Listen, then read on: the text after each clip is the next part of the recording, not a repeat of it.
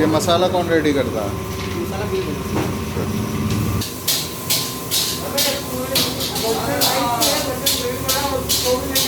ये whole chicken भी लगाते हो ना ये वाला?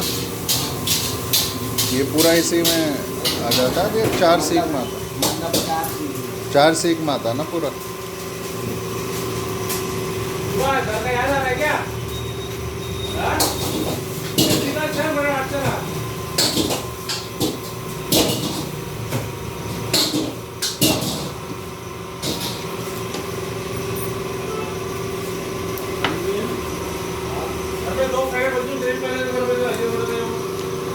ये कौन क्या कहलाता है ये वाला वाइट टिक्का?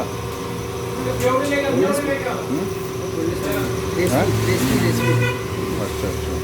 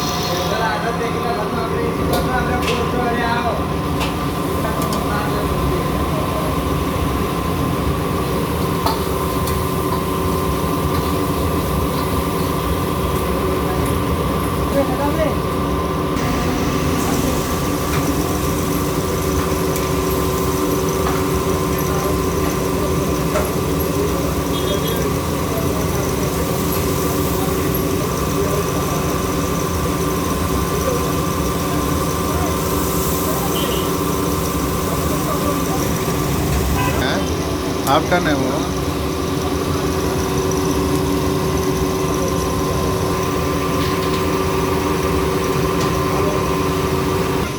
कैसा चल रहा है अभी धंधा?